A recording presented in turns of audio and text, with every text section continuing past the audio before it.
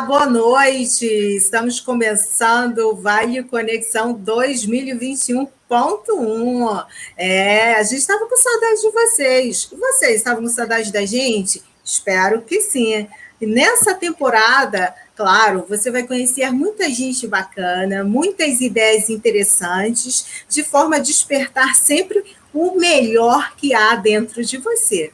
É importante dizer que este programa ele é feito em parceria da FVJ, a Faculdade do Vale do Jaguaribe, com o Instituto Vale do Jaguaribe, o IVJ, certo? Eu sou a professora Abda Medeiros e eu sou professora da FVJ. Seja muito bem-vinda e bem-vindo! Vamos começar o nosso programa de hoje com uma reflexão. Eu gostaria que você já começasse a despertar dentro de você o melhor que você há para esse dia, tá bom?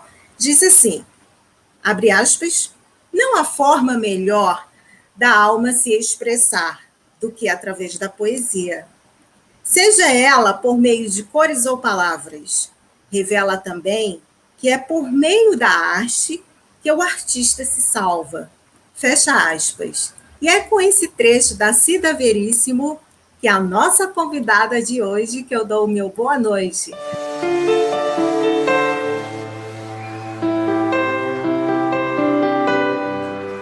Boa noite, Cida. Seja bem-vinda. Boa noite, Abda, né? Boa noite a todos que estão ouvindo e os que vão participar juntamente comigo. Que coisa maravilhosa. E a gente está aqui numa roda feminina e feminista, né? A nossa próxima integrante aqui dessa roda é a professora doutora Nazaré Pena, da FVJ. E aí, professora, tudo bem? Boa noite, seja bem-vinda. Boa noite a todos, um prazer estar aqui, um prazer bater um papo com a Cida, com você, com a Marciele. E, bom, eu sou professora da FVJ, sou formada em Filosofia e Economia e pintora também. E aí, um prazer enorme. E vamos para frente, vamos conversar. Olha só, já vamos trocar aqui altos papos. Tem duas pintoras, né? Também para fechar essa roda, a nossa amiga graduada em Pedagogia e graduanda em Psicologia na FVJ, nossa queridona Marciele Santiago. Boa noite, Marciele. Tudo bem? Seja bem-vinda. Boa noite, professora Abda. Tudo bem? É um prazer estar com vocês e eu tenho certeza que essa noite será maravilhosa. Eu também acho, né? E sem perder tempo, eu quero logo começar perguntando para você, Cida, como que você se identificou com a arte e como é que se dá essa relação entre esse diálogo, no caso, entre palavra e imagem? Desde muito jovem que eu escrevo, mas eu nunca tive coragem de mostrar. Eu sempre guardava para mim, às vezes eu jogava fora. E através de algumas experiências que eu passei, algumas boas e algumas ruins, foi que me levaram a... como é que eu digo? A questão desse despertar, né? Desse despertar de me expressar dessa maneira e também de perder o medo de mostrar, né? De mostrar às outras pessoas. E então, basicamente é isso que eu faço. Certo, então você é uma poetisa e também uma ilustradora desses poemas, é isso? Isso. As pinturas são justamente as poesias, né, imagens e cores. Certo, muito bem, a gente vai conversar bastante sobre isso. Professora Nazaré, você que também é artista, né, além de filósofa e economista, foi mais ou menos parecido com a Cida, que começou também a se despertar pela arte? Eu posso dizer, por mim, e não sei, eu acho que a Cida também, a gente tem alguma coisa muito forte que nos atrai para a arte. A gente podia fazer qualquer outra coisa, mas a questão da arte, ela se impõe. Ela toma toda a nossa vida, ela nos ocupa. Então, não é, Cida? Depois eu quero que você veja comigo esse. Então, é uma coisa, é um chamamento, é uma vocação, é aquela coisa vocação vem, né, alguma coisa que te chama. Então, para mim, foi um processo de encontro comigo mesma, um processo de eu não quero saber, eu quero pintar, né? Eu tenho que fazer isso para a minha própria saúde mental, né? E física, eu acho também, porque se você não tem saúde mental, você não vai ter saúde, né? A coisa tem que funcionar junto. Então, foi isso, Ábida, foi isso. Então, eu acho que ainda pode falar mais sobre isso, né? Dessa vocação, esse chamado, alguma coisa que a gente nem sabe, às vezes, dizer. Foi exatamente aquilo que aconteceu na nossa vida que nos empurrou. Mas, de alguma forma, às vezes, também a gente sabe que foi alguma coisa, né, Cida? Fala um pouco sobre isso, se foi alguma coisa que te chamou, né? Sim, como uma necessidade mesmo, né? Se caracteriza justamente como essa necessidade de você se expressar dessa maneira. É como a professora falou, justamente. Seria uma espécie também de um autoconhecimento e uma autoidentificação. É isso, sim, Cida? Sim. Isso. Certo. Marciele, e você? Você sempre gostou de arte? Como é que esse lance de ser pedagoga tem a ver com palavra e imagem também, não tem? Com certeza, professora Ábida. E o meu chamado, assim, foi desde cedo com relação à escrita. É como as meninas falaram, essa necessidade por algo que você não sabe explicar, mas aquilo faz parte do seu ser de uma forma tão interessante que traz alegria. Então, a pedagogia, ela também trouxe isso para mim, assim, a importância da arte, principalmente lá nas séries iniciais, né? Essa imersão no mundo, nesse novo mundo que é o acesso à arte, né? As novas formas de conhecimento. Muito bacana, né? Já que a gente fala de sistemas de conhecimento, o artístico é um dos que nos permite interpretar e compreender a vida para além da ciência, da filosofia, do senso comum, do conhecimento religioso, né? Cida, fala uma coisa, quais são as tuas inspirações? Você tem um tipo de técnica específica que você usa nessas ilustrações? Como é que é esse processo para você? É uma pergunta muito interessante.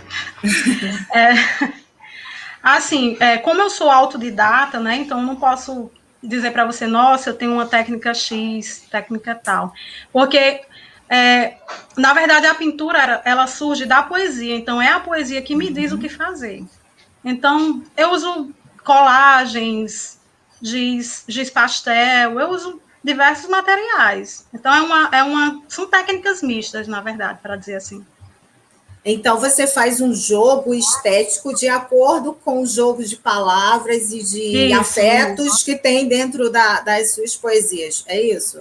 Isso, justamente. É a poesia que me diz o que fazer.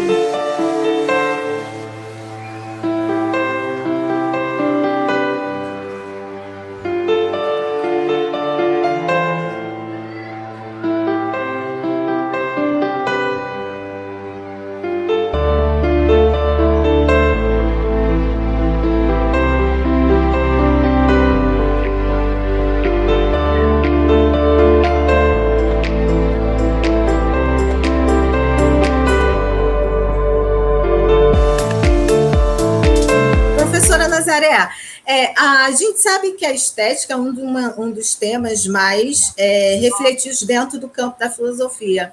Como é que a estética traz uma interpretação sobre esse processo, como o que a Cida relatou? A estética é uma reflexão racional sobre uma coisa que não é totalmente racional.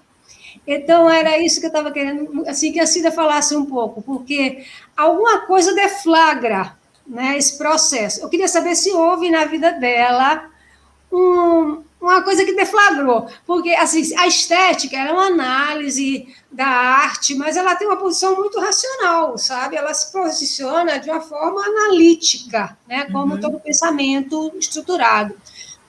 Dentro da ciência e da filosofia. E aí eu queria que a Cida falasse um pouco desse inconsciente, né? O que realmente arrastou, puxou assim, Cida, venha para cá e eu quero que você fale sobre feminismo. Quer dizer, eu estou falando como se eu fosse aquele chamado, tá? Por que te chamou para o feminismo, Cida, essa expressão feminina? Certo, e aí eu complementaria. Existe um inconsciente artístico, conforme a professora Nazaré está falando?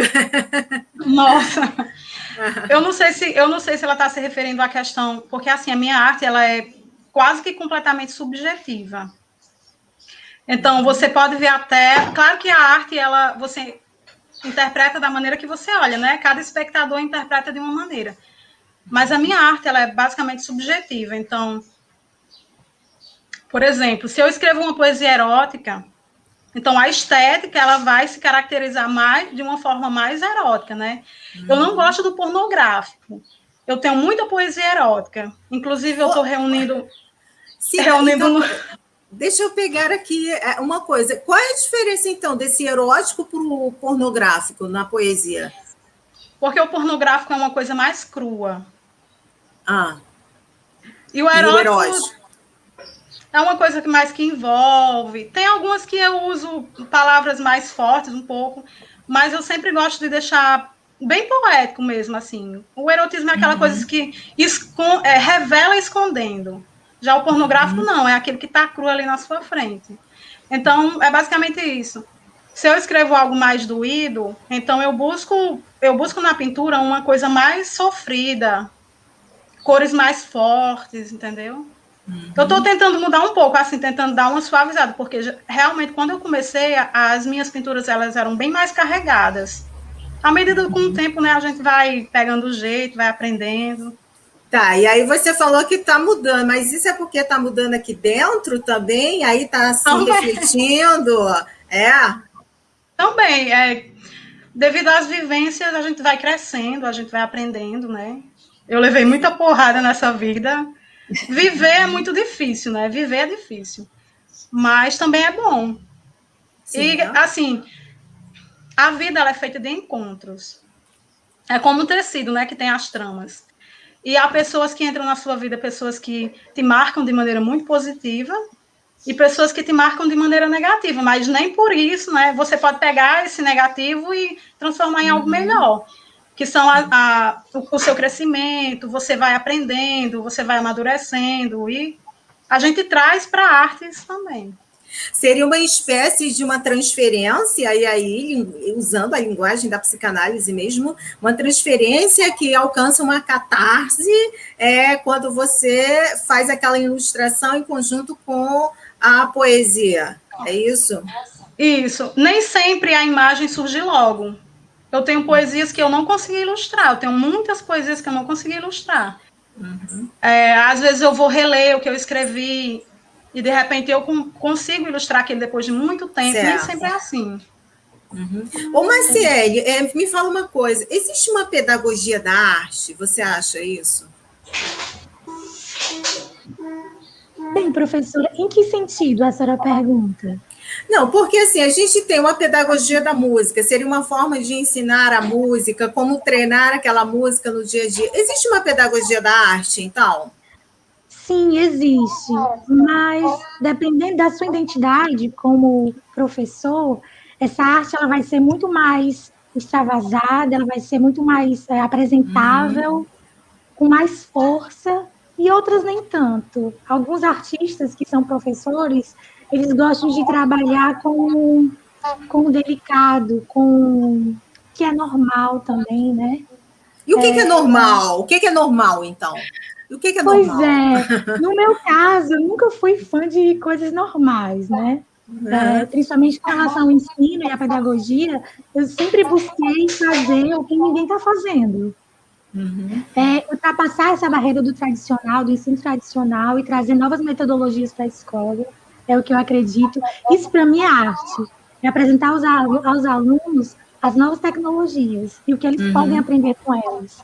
E o professor como mediador, não com aquele que sabe de tudo e o aluno não sabe nada. O aluno como protagonista. Então, tudo isso, para mim, é uma arte totalmente extravagante e acessível, de certo modo, né? E compreensível também. Certo. Ô, Cida, eu perguntei para ela o que era o normal, porque agora a gente está aí numa onda de novo normal, né? E aí, assim, para mim é muito complicado dizer o que é normal e o que é anormal. Seriam dentro de padrões culturais. Aquilo que está de acordo com a cultura é chamado de normal. O que não está de acordo é o anormal. E aí, Cida, como é que é essa incorporação no diálogo da palavra e da imagem do que é normal e do que é anormal, então? Assim, no meio que eu vivo, as pessoas buscam, quando eu digo assim, eu pintei algo que elas dizem eu quero ver, elas buscam algo que elas compreendam assim que olhem, entendeu? Uhum. Que elas chamam de normal. Assim, as minhas pinturas realmente elas mudaram também, né, por um processo interior meu, mas logo no começo eram bem abstratas, e eram, assim, bem fortes. Um evento que me marcou muito, que inclusive essa tela eu expus quando foi lá na UERN, a gente falando sobre a violência contra a mulher, ela tem mais ou menos 1 metro, ela é bem grande, que eu colocava, era uma mulher no centro e tinha algumas palavras, que era falando sobre a violência psicológica. E esse evento me marcou bastante, porque eu publiquei ela no Facebook, e muita gente entrou em contato comigo, mas assim, falando muita coisa ruim, sabe? Foi bem negativa, assim, a crítica foi bem negativa, dizendo que você está se vitimando, todas essas coisas que eu ouvia e que não, sabe? Quando a gente passa, é diferente de ouvir quando a gente vive. Inclusive, pessoas na minha casa também ficaram um pouco chocadas, assim, porque, tipo, não viram, disseram que não era normal, ainda mais porque as imagens eram meio distorcidas e tal. E tinham palavras bem fortes, né?